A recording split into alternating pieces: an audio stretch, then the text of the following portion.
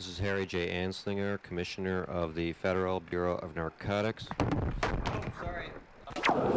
The Treasury Department intends to pursue a relentless warfare against the despicable, dope-peddling vulture who preys on the weakness of his fellow man.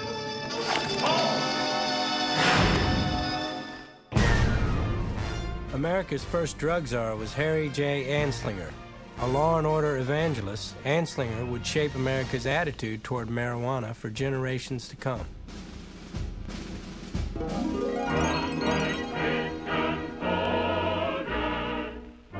Like many Americans, Anslinger was a prohibitionist.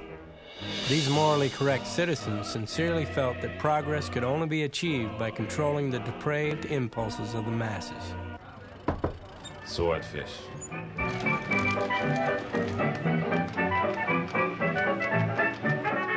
He believed that if the laws were tough enough, America could be rid of alcohol. Put enough people in jail, and eventually the public will learn to behave. And he applied this same philosophy to mounting the government's war on drugs. Special Treasury agents are part of a massive force created solely to control the traffic in narcotics. You got any merchandise obtained in Canada or abroad? No. Have you any liquor? No. Get out of the car and let's take a look at it.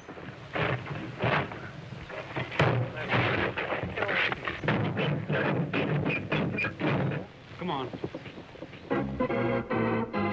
Move over, J. Edgar Hoover. Here come the agents of the Federal Bureau of Narcotics. Like J. Edgar Hoover, Anslinger posed for the cameras, creating the impression he was smashing one major dope ring after another. But he found out pretty quickly that policing 48 states on a depression-strapped budget was impossible. His solution was to try to convince the states to police local drug traffic themselves. Campaigning tirelessly, he lobbied each state to sign a joint agreement to commit state resources to fighting drugs. But only 9 states signed on. The other 39 viewed it as federal interference in their affairs. It was a major defeat for the young drug commissioner, but he wasn't the type to give up.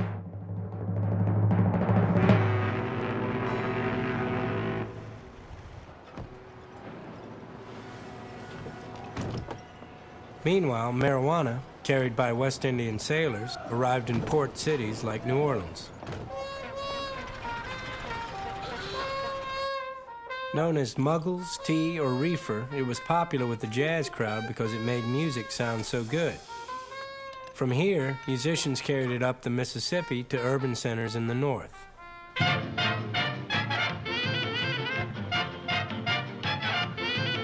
you ever met that funny reefer man? Have you ever met that funny reefer man? If he says he swam to China, wants to sell you South Carolina, then you know you're talking to that reefer man. Have you ever met that funny reefer man? Oh, that funny, funny, funny reefer man. If he trades you dimes for nickels, he says watermelons are pickles. You know you talking to that reefer man. Or have you ever met that funny reefer man? Oh, that funny, funny, funny reefer man.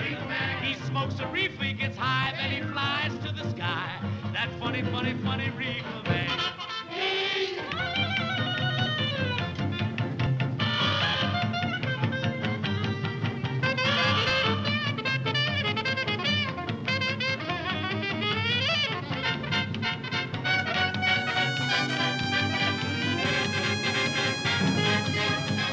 With marijuana showing up in the big cities, Anslinger realized it might be the answer to his problem.